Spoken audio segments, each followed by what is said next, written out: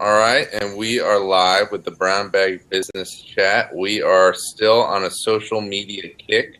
We've been doing social media for a few weeks now, and today we're going to talk with Roxanne. How do you pronounce your last name? It's Roark. Roark. I was going to call you Rourke, and I knew that couldn't be right. Yeah, no. Roxanne Roark is going to talk to us today. She's a social media whiz, a social media guru, and she's going to talk to us about something that many businesses struggle with, which is growing a follower base. I think all of us kind of know generally, especially once we start getting on social media, that followers are a good thing. But, oh, Heather is with us. Good. Yay. But hi, Heather.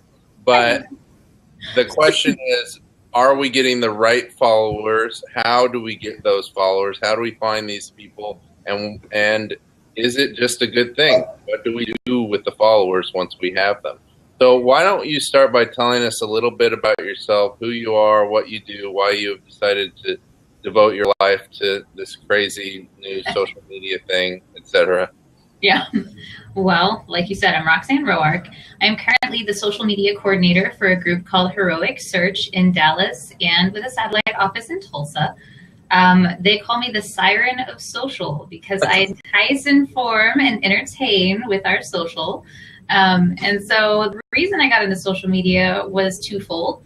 I needed to create a job for myself. I was pregnant, ready to have a brand new baby, but I didn't have a good job underneath me. I was going to lose the one I had at the time. Mm-hmm. So I made that leap of faith and decided that I had been doing it for a little while and I could continue doing it for other people. And I guess everyone else thought I was good at it. So here I am. Since 2011, I've been doing it. Okay, so at this point, you've got a little bit of experience under your belt. Oh, yes, definitely. Been doing it a long, long time, since before brands knew what to do with social media. Since before any of us knew what to do with social media. Pretty much. So what is it that you love the most about social media? What drew you to it? Like why do you like it? I like it because of the connections that I'm able to make with people that I wouldn't have otherwise met. For you and Heather, for instance, are a perfect example. Yeah.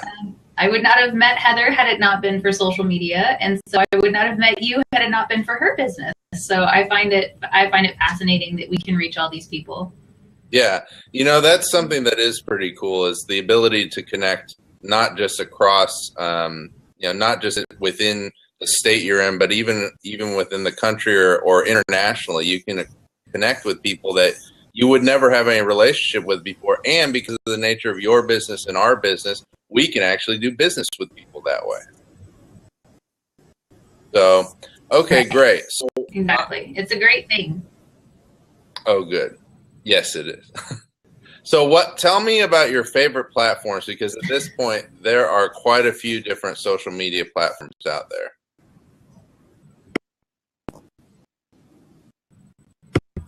So my favorite platform, almost everybody asks me, is going to be Twitter. Twitter is just so easy and so easily, we can connect with those people that we were talking about. In fact, it's how I met Heather, in fact, and how I met a bunch of other ladies that I have done a lot of business with and just become friends with over the years. Mm-hmm. So I really love Twitter for that reason. Okay. So are there other ones that come in a close second, or is it always just Twitter's just the top? That's what you love more than anything else? No, I really do enjoy Instagram, and I really like Pinterest, but everybody loves Pinterest, I think. It's just a lot of fun. Yeah. So, but no, Instagram I love because of the photography, and Pinterest is sort of the same thing. I'm a DIY addict, though, so it's kind of another reason. Gotcha. So it's kind of a different kind of social media, you could say. Absolutely, yes. What about Snapchat? Are you a Snapchatter? I do play with that ever so often, but mostly it's just for friends that I've known forever. We have stupid conversations. Well, I believe that was the point of Snapchat, I think. Why? Yeah. So, yeah. Okay, well, let's talk about followers. So it's kind of a weird thing. I think everyone learns pretty quickly once they start doing social media, oh, followers, I need these. I must get them. But Is it more complicated than that? Slightly, yes. Because it's called building a community. You can't just have followers, especially for brands. If all you do is collect followers or, heaven forbid, buy followers, then you're in the wrong business. You shouldn't be in social.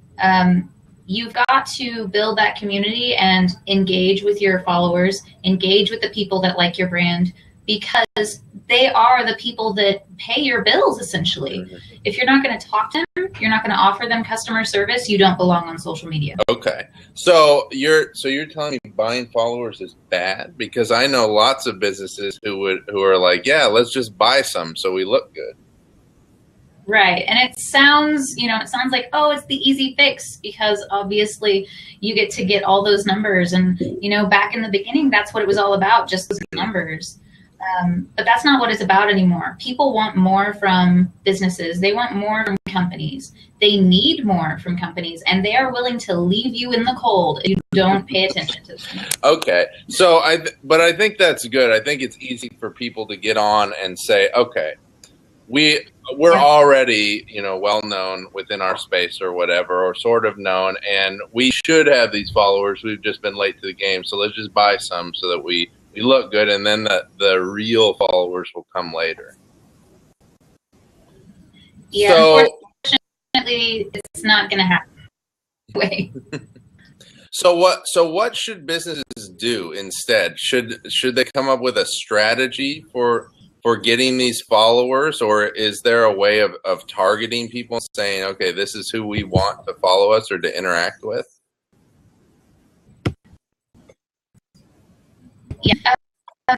So the best way that I have found is to find the ones that already interact with you.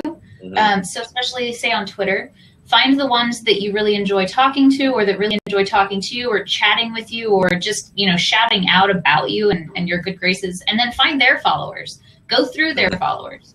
I find that leads you to a lot of people that are similar, because if you already know that your influencer, which is essentially what that's going to be, is like, there are a lot, people like to travel in groups of like people. And so right. Their followers are going to be similar to them in some way. And I have found that's probably one of the best ways to find more people, more followers, and then just chat them up and they'll start following you too. Okay. So is it different from platform to platform? Like, tell me a little bit about the difference between like Twitter, Instagram, and Pinterest. Like, how is it different gathering followers on Twitter compared to Instagram? Okay. So on Twitter, I just kind of gave a good example. For Instagram, basically, I like to find people based on the hashtags that they like to search. Okay. So I'll find a couple of good hashtags for the brand, and then I'll search those and find some of the people that constantly use that hashtag, and I'll go ahead and follow them. A lot of the time, I'll also try to comment on some of those hashtagged photographs that they share. Mm-hmm. And that'll also lead to a little bit of engagement, a little bit more trust between me and the new person. And then it starts the relationship. Pinterest is a lot similar to that.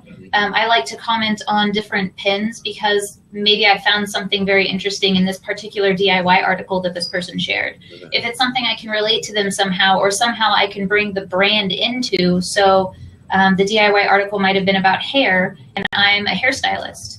Then if I can say, oh, well, we also have this technique that you could possibly use next time, then it starts that relationship with somebody. And it's not very hard. It doesn't take very long. It's just a little bit more effort than some people want to put forth.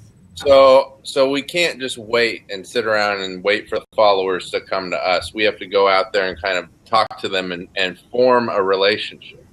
Yes, the best way to do it is to go find them, because some will find you. But I find some of the best ones that I've ever had, some of the best influencers, in fact, have come from me sort of social stalking them a little bit and finding them. Okay. Well, that makes sense. I mean, I think it can be strange, especially as a business. It's like, okay, what do we do here? Is it okay for us to comment on stuff? Is it okay for us to interact with people or individuals? And so what you're saying is it can be, as long as you go about it in the right way. Absolutely. And as long as you have a goal in mind and you're not trying to willy-nilly it, or you're not trying to be inappropriate in any way, obviously, then, you know, nobody wants another Amy's Baking Company on their hands. Then yes, absolutely, it's the best way to go. Okay, so how do you come up with that plan? Maybe we could talk a little bit about that. How do we come up with a plan and say, all right, these are the people we want, and let's go after them?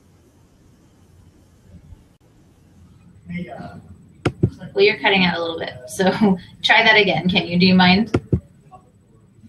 What's that? Oh, I think you might have missed my question. So I was just saying, how do we come up? Hang on. Is it working? Okay, I can hear you now. Sorry. We are experiencing technical difficulties. So I can hear you now. Okay. My question was, how do you go about making a plan for building a follower base? Like, how do you decide, here's who we want to target, here's who we want to go after?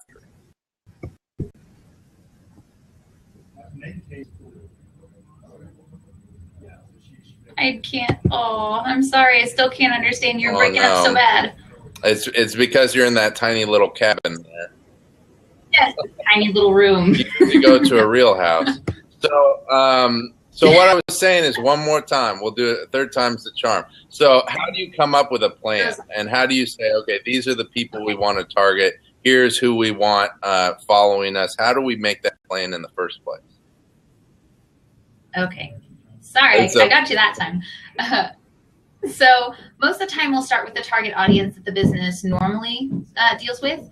And in most cases, if they don't already have that in mind, I try to think about what their industry is, and I try to go ahead and make that up myself based on what they sell, what they do, the products, the services they offer, and who obviously would want to get those services or products. So somebody like Blue Steel Solutions are going to do a lot better at that than me necessarily, but obviously we have to have somewhere to start. So from there, I can find, okay, so if you, let's say you sell, I don't know, homemade diapers, then maybe we're looking for the mommy bloggers, you know, the mommy blogger crowd. And, you know, DIY Pinterest is going to be perfect for that. You know, Twitter is going to be perfect for that too, because of the amount of reach that it gets. The plan basically stems from who it is that we want to reach.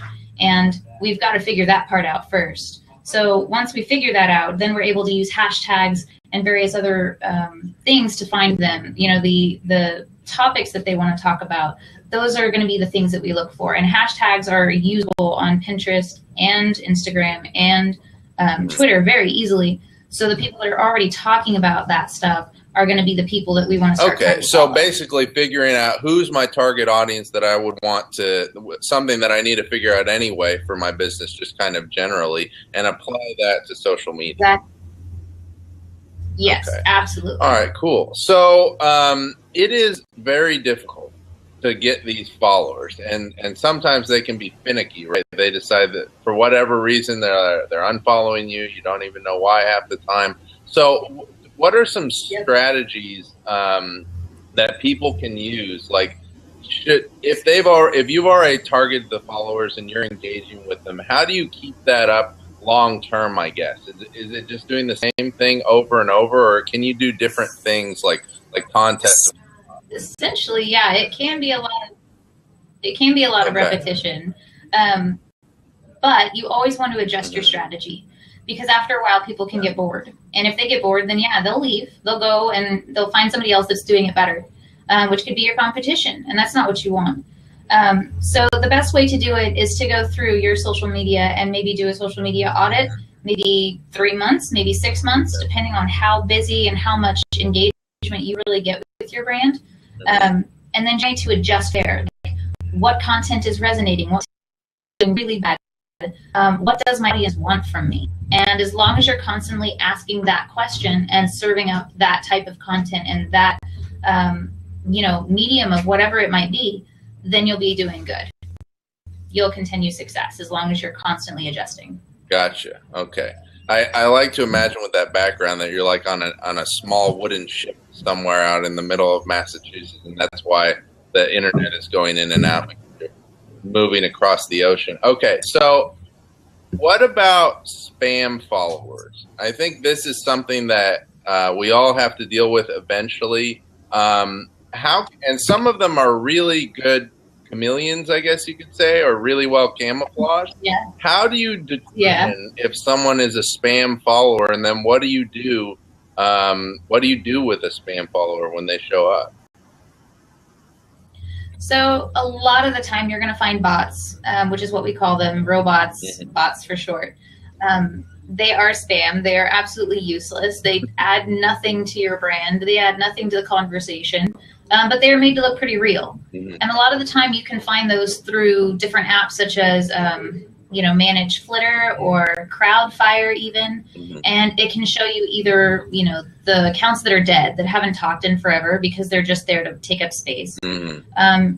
Also pretty much always find out if you go to the account, which is something I recommend anyway, is just go to your followers' accounts before you follow them, and check out their tweets or check out their, what they're doing, what they're posting. So on Instagram, I found quite a few bots that all they do is post the same quote over and over in different ways, or the same 7 quotes over and over.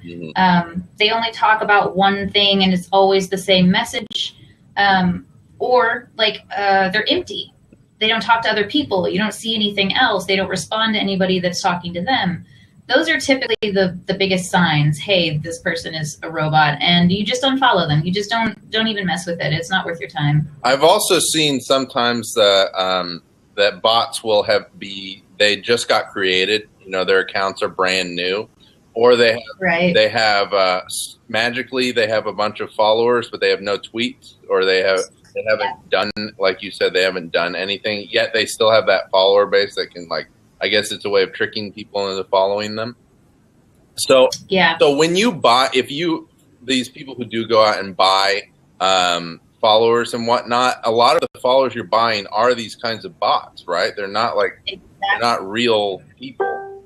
No, nope, not at all. And that's exactly what people are doing. They're buying these fake account holders, essentially, that do nothing. They literally just do nothing. So it's pointless because they don't add to your brand. They don't talk about your brand. They don't help you in any way.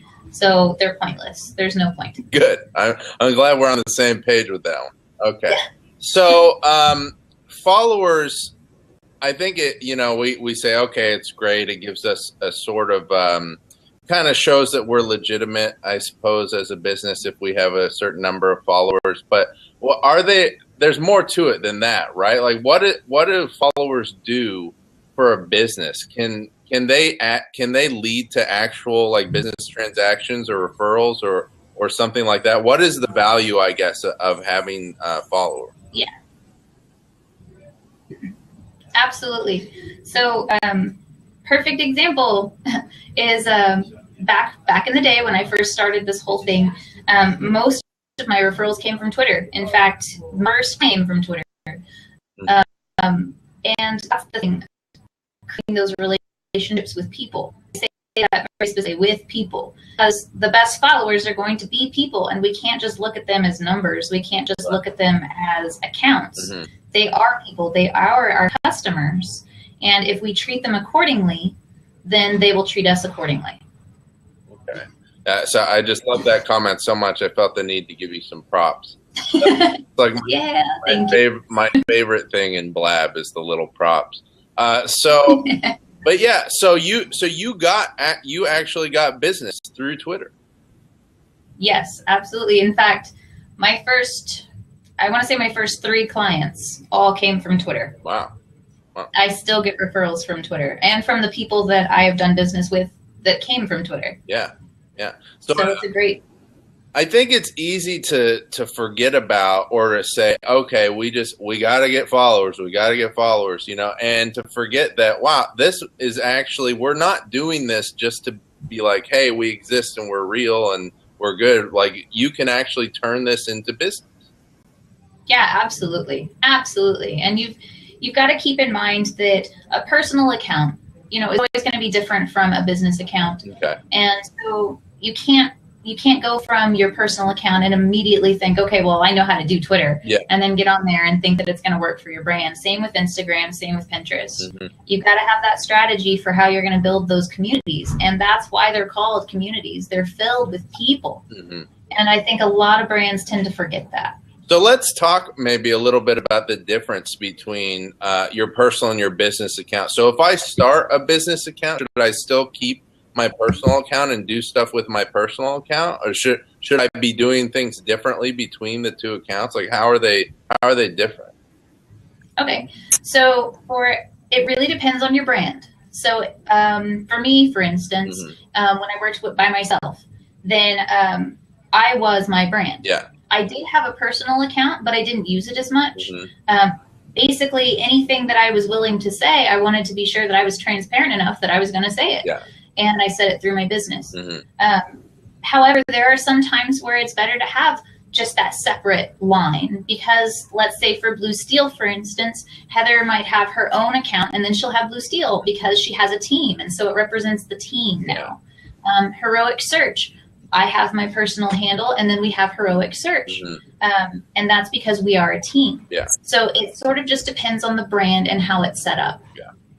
Yeah, I think it can be especially confusing in the beginning, especially for solopreneurs who are like, okay, what do I even do here? You know, how do I, and I think that comes back to what you're talking about, is figuring out the audience and saying, okay, who am I going after? And then figuring out, what is this brand's persona that I've created? I've got this brand. How does my brand talk? What kind is my brand snarky, or is my brand very, corporate and stuffy? What is my brand like, and how should I speak? And I think going through that process first can help kind of inform these small decisions you make on a daily basis when you're doing social media. Of, okay, how should I respond to this comment? How should I frame this post that I'm going to write? Right. So how do you recommend businesses deal with followers who maybe aren't the best followers in the world? Because sometimes you get followers who are, they're maybe saying some things that are not quite appropriate, or they're complaining, or maybe they have a legitimate issue or problem. How do you deal with these problem child followers? So we call those trolls most of the time. Okay. The ones that are just constantly after us. They just want to make negative remarks about anything and everything. Those are difficult to deal with. And again, it depends on the brand, really. It depends on, one, if you already have some sort of policy on how you deal with them. And I totally recommend that any brand that's going to be on social, that they come up with one. Do you ignore them? Do you engage them in any way? And if you do engage them, do you do it in a internally positive way that no matter what they say, you're going to come back positive? Do you simply decide that you're going to try and offer the best that you can, and then after that you give up? Are you going to block them? Most of the time, I recommend trying to be eternally positive, but at some point you might have to block these people. You might just have to ignore them, and you might have to let them go, because they're going to be those people that just will not stop. They just won't stop. And there's nothing you can do to make them stop other than to block them from your page or just ignore them altogether. Yeah, don't feed the trolls. Exactly. Don't feed them. They're just not worth your time. Yeah. I think it can be hard for people to even wrap their mind around this concept, that there are people who literally just have nothing better to do and want to just go out and cause problems online, and they can do that. So you're saying that, figure out how we're going to deal with it, but sometimes the best way is just, get rid of them. Don't talk. Yeah. Exactly. I think that it's one of those things that when any brand is on social, especially when they're starting, it's something that they need to consider adding to their policy, because it'll come up. It'll come up at least once, if not more, especially if your brand is big enough. It'll come up even more. Yeah. So, yes, it's definitely something to think about. Absolutely. Okay, so we're getting near the end, but let's just do you have anything else that pops to mind that you really want to talk about when it comes to to growing followers and kind of growing your accounts? I just find that right now it's like a trendy thing. It's a trendy thing for everyone to say, engage, engage, engage. Yeah. But not everybody is actually trying to build relationships. They're responding and they're talking, but I think they're talking at people versus to them. Okay. Even though everyone's saying, this is what you need to do, I think they're taking the advice wrong and trying to use the easy way out. Yeah. So I think that if you're truly serious about your business, and I mean truly, then you're going to be on social media and you're going to do it the right way, and you're going to build it the slow and progressive way. Because, you know, slow and easy is the best. Slow and not easy, but slow is the best way to build a good brand. Yeah. Yeah, there's not shortcuts, basically, is what you're saying. And if you're going to engage, use it as it was meant to be used, which was the whole point of all this stuff, was to build relationships and to make existing relationships better. And I think it's easy for us to say, oh, I got to respond. I got to respond to this comment. I got to say something, and not think about the relationship itself. Right. So, all right. Well, we're about at half an hour here, so I think I'm going to go ahead and shut her down. But thank you so much, Roxanne, for joining us. This has been excellent. I really want to learn more about this space you're in. It looks very interesting with all the wood and the glass and whatnot. It's gorgeous. This is really cool. I like it. So thank you again for speaking with us, and give us your details for people who want to follow and learn more from you. Of course. My name at Twitter is @Roxanne Roark, or you can find us at Heroic Search. And those are probably the easiest ways to get a hold of me, to be completely honest, because I'm always online, because that's what I do. Absolutely. All right, great. Well, thank you again so much. And next week, we're going to have another blab. Not quite sure what the topic is, but it's going to be interesting. I know that. So thanks again, Roxanne, and we'll see you later. Bye. Thank you. Bye.